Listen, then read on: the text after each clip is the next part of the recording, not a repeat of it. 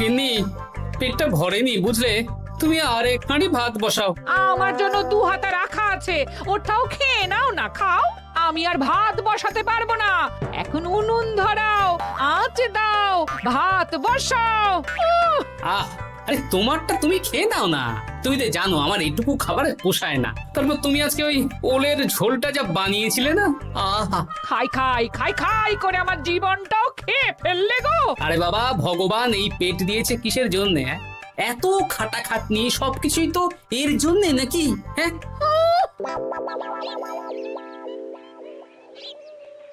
দাদু, অনেকদিন ভূতের গল্প শুনিনি, আজকে আমরা ভূতের গল্প শুনবো। বেশ, শোন তাহলে। আমাদের রাজ্যে আজ থেকে বেশ অনেক বছর আগে একটা খুব পেটুক লোক থাকতো। তোমার মতন পেটুক? বলতে পারিস, কিন্তু ওর গিন্নি ওকে ভালো মতো খেতে দিত না। তাই একদিন না খেয়ে খেয়ে অক্কা পায় আর ভূত হয়ে এদিক সেদিক ঘুরতে থাকে। তারপর কি হলো দাদু? তারপর তো সে এক মজার ব্যাপার। ভূতকে ওর গিন্নি চোখে দেখতে পেত না, তাই সেই পেটুক ভূত কিছুদিন পর থেকে গিন্নির উপর হুজ্জুতি শুরু করলো। কিরকম হুজ্জুতি দাদু? গিন্নি যা রান্না করতো সব চুরি করে খেয়ে নিত।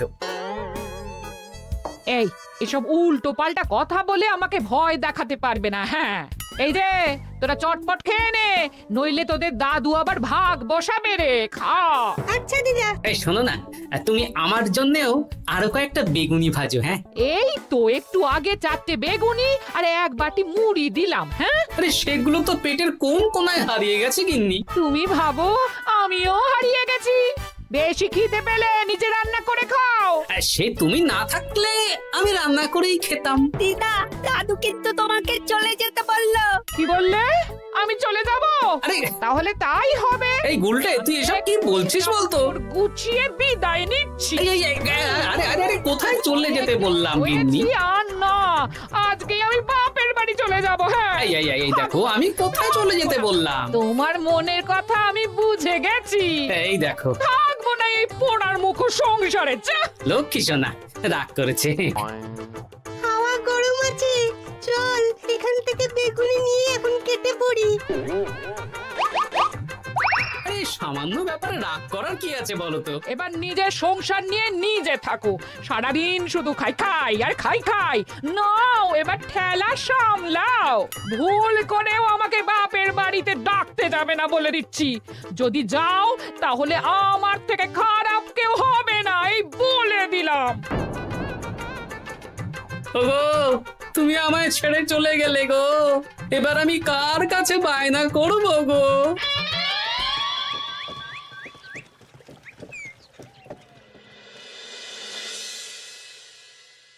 কিরে, তুই একা একা?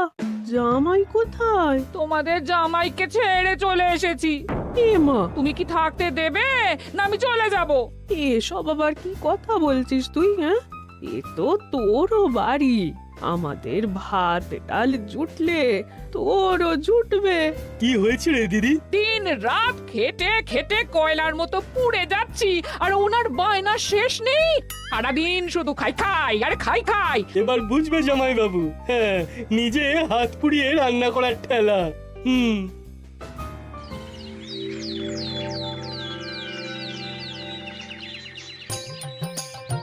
গোপাল দাদা, ও গোপাল দাদা, ও গোপাল দাদা, গোপাল দাদা, এ দরজা খোলো, মহারাজ ডাকছেন। এই রে, অনেক বেলা হয়ে গেল। আরে দরজাটা খোলো। যাচ্ছি যাচ্ছি। আরে আজকে তো গ্রামের সেচ প্রকল্প নিয়ে আলোচনা আছে, মহারাজ তাই তোমাকে ডাকছেন। মুখ হাত ধুয়ে যাচ্ছি।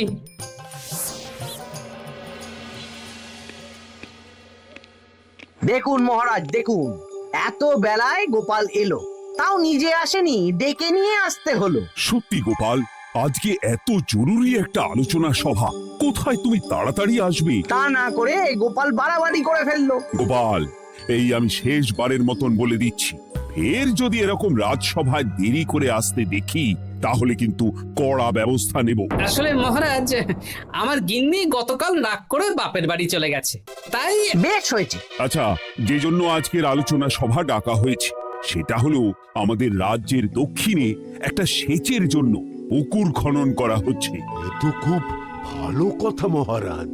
দক্ষিণের চাষি ভাইরা অনেক দিন ধরে জলের সমস্যায় ভুগছিল, এবার একটা সুরাহা হবে। কিন্তু এটার জন্য তোমাদের বেতন কয়েক মাস কম পাবে তোমরা। এ কি কেন মহারাজ? তোমার তো এখন একজনের সংসার গোপাল, তোমার আবার চিন্তা কিসে? তাহলেও সেচের জন্য পুকুর খোঁড়া হবে, তার সাথে আমাদের বেতনের কি সম্পর্ক?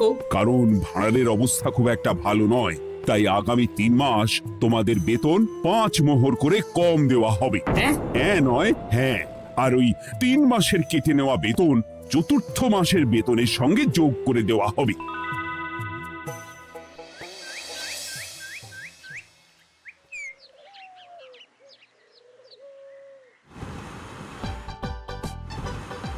কি দাদু, এ তোমার চোখ মুখের কি অবস্থা?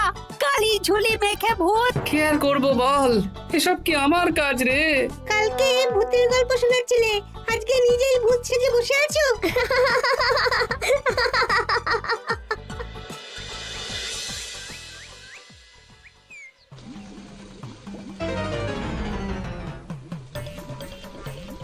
এই রে, ভাতগুলো পড়ে গেছে। দূর দূর দূর, এভাবে হয় নাকি? না, এবার থেকে ভোজনালয় থেকেই খাবার খেতে হবে। একার জন্য কে আবার রান্না করে? দূর দূর। কি গোপাল দাদা, তুমিও আমার মতন ভোজনালয়ে খাচ্ছ? আমার না হয় বাড়িতে রান্না করার কেউ নেই। আমারও নেই, যে ছিল সে ছেড়ে চলে গেছে। ভাই, আর একটু ভাত দেবে? গোপাল দাদা, ভাত আর হবে না গো, আরো কয়েকজন দৈনিক খদ্দের আসবে, তাদের জন্য রেখে দিয়েছি। তাহলে কি আর করা যাবে?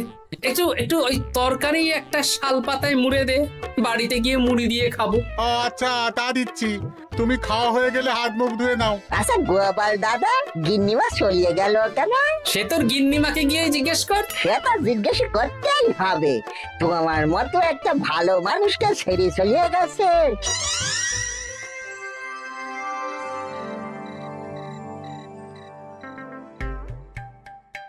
এসো এসো। এই নাও ধরো, পুঁটির মা তোমার জন্য কটা রুটি আর তরকারি পাঠালো। শুনলাম তুমি বাইরে ভোজনালয় খাচ্ছ। কি আর করবো বলো, একদিনই ঘর দুয়ারের একই অবস্থা করেছো গো গোপাল দাদা। ওই একার সংসার, এখন আমার কাজের মধ্যে দুই, খাই আর শুই। তা গিন্নিমাকে খবর দাও। না না না, খবর দিলে আবার অশান্তি শুরু করবে, বরং তুমি গিয়ে বলো। বেশ, তাহলে কালকে আমি তোমার শ্বশুর বাড়ির দিকে সার কিনতে যাব, না হয় গিন্নিমাকে আমিই খবর দিয়ে দেবো।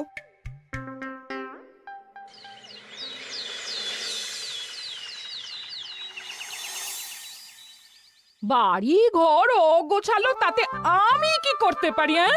এখন আমি আর ওই বাড়িতে থাকি না। হ্যাঁ, শুধু তাই না, গোপাল দাদা বাইরে ভোজনালয়ে তেল মশলা দেওয়া উল্টো পাল্টা খাবার খাচ্ছে গো। থাক, আমাকে এসব কথা শোনাতে আসবে না পুটির বাবা।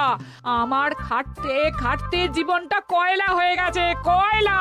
ওনার বায়নার শেষ নেই। হ্যাঁ, বুঝলে গোপাল দাদা, আমি গিন্নিমাকে অনেক করে বোঝালাম, কিন্তু কিছুতেই কোনো কথা শুনলো না। বেশ, শুনতে হবে না। এরকম বললে হয় নাকি? চারিদিকে ঘর দুয়ার অগোছালো, খাবারের থালা বাসন এদিক ওদিক ছড়িয়ে ছিটিয়ে আছে। ওরে বাবারে, ইঁদুরেও আস্তানা করেছে। যা হচ্ছে হোক।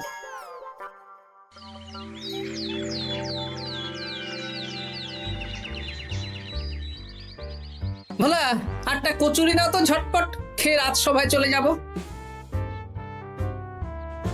এই নাও। ও গোপাল দাদা, শুনলাম নাকি গিন্নিমা বাড়ি ছেড়ে চলে গেছেন? হ্যাঁ, ঠিকই শুনেছো। তাই বাইরের খাবার খেয়ে কতদিন কাটাবে? এভাবে তো তোমার শরীর খারাপ করবে।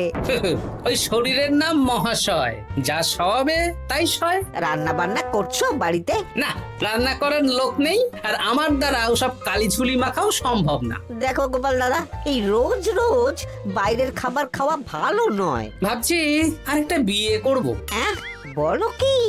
গিন্নিমা জানলে তো? জানলে জানো, ও তো এখন আর আমার কেউ নয়। গোপাল দাদা আরেকটা বিয়ে করবে? না না না না না, গিন্নিমাকে বলতেই হবে ব্যাপারটা।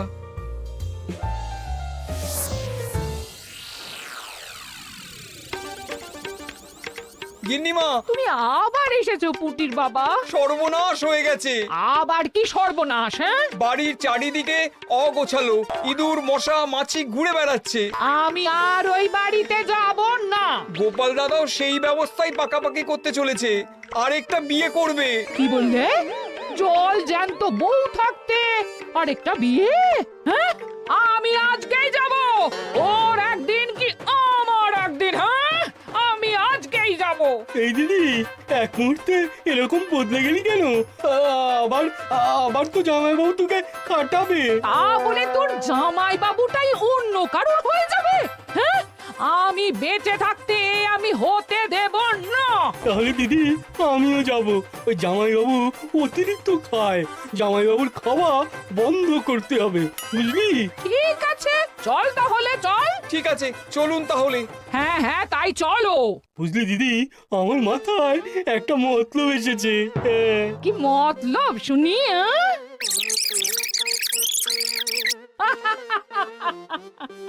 এই বেশ তো বেশ, এতে যদি তোর জামাই বাবুর অতিরিক্ত খাওয়া কমে তাহলে তো ভালোই কথা। হ্যাঁ, কিন্তু খুব সাবধান, গোপাল দাদার নজর কিন্তু বাজ পাখির নজর। তাহলে যাওয়ার পথে একটা সাজঘর হয়ে যেতে হবে। হ্যাঁ, তাড়াতাড়ি চলুন, রাতে মনে হয় ঝেঁপে বৃষ্টি হবে। কই গো, বলি কোথায় গেলে? এ কি, আমি তো বেশ ভালোই ছিলাম, তা তুমি আবার ফিরে এলে কেন? আমি বেঁচে থাকতে তুমি আবার বিয়ে করবে? ওসব চলবে না। আমি এক সাধক বাবাকে নিয়ে এসেছি, তোমার সব ভীমরতি ইনি ছড়িয়ে দেবেন। হ্যাঁ, আজকে থেকে তোমার অতিরিক্ত খাওয়া দাওয়া বন্ধ করার দায়িত্ব এনার। যা বাবা,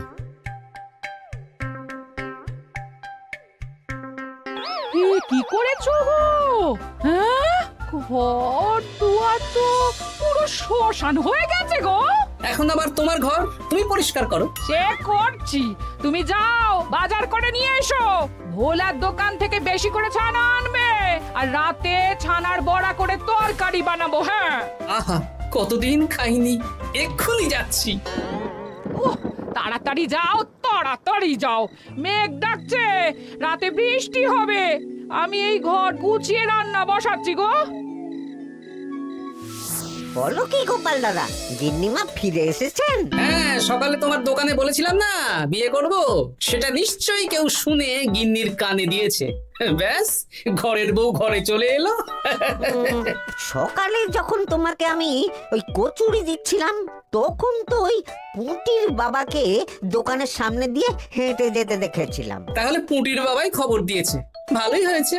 যাই হোক, আমাকে ওই 500 গ্রাম মতো ছানা দাও তো, গিন্নি ছানার বড়া দিয়ে তরকারি করবে। ভালো তো, ভালো তো, তোমরা ওই কর্তা গিন্নি একসাথে খাবে। আবার কোন সাধককে নিয়ে এসেছে যে আবার খাবার খাওয়া নিয়ন্ত্রণ করবে? দেখো কি করে তোমাকে সামলায়। এই নাও।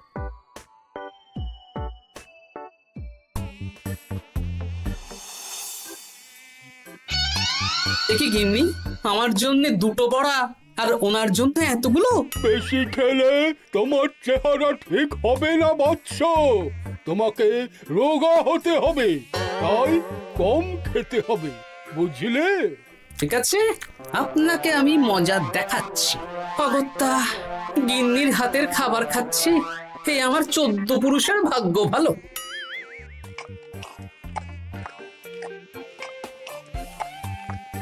বাবা, আপনাকে আরেকটু তরকারি দিই বাবা?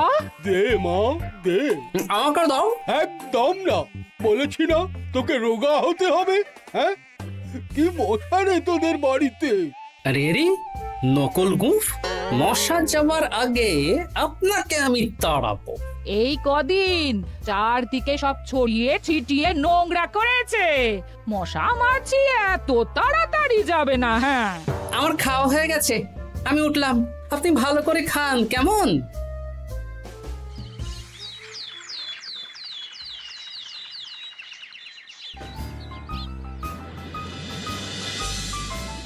বিজ্ঞানী, আরে গোপাল যে, কি ব্যাপার? একটা সাহায্য চাই বিজ্ঞানী। বলো বলো, আমি কি করতে পারি? কয়েক টুকরো বরফ বানিয়ে দিতে পারবে? তা পারবো, কিন্তু এখন হবে না। তুমি বরং সন্ধেবেলার পর নিয়ে যেও, কেমন? খুব উপকার করলে বিজ্ঞানী। আমি ওটা বিশেষ মোড়কে তোমায় দেব, যাতে গলে না যায়। ধন্যবাদ বিজ্ঞানী। এখন তাহলে আসি।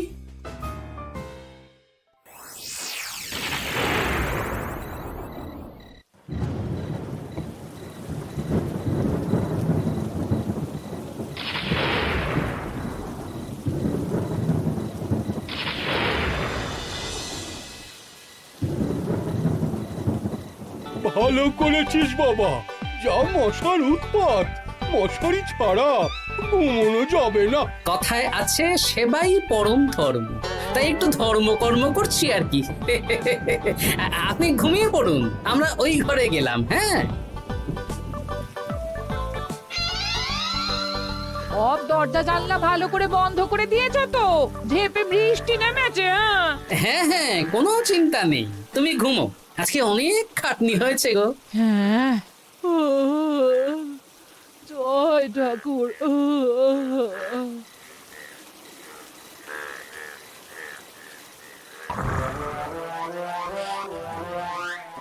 এই তো গিন্নিও ঘুমিয়েছে, এবার আসল কাজ শুরু হবে।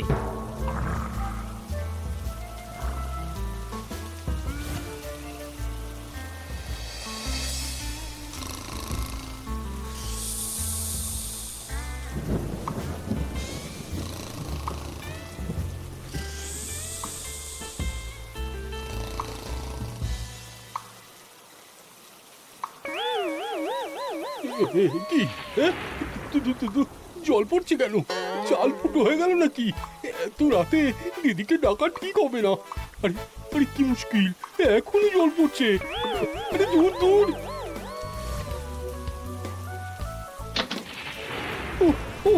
বাপরে বাপ।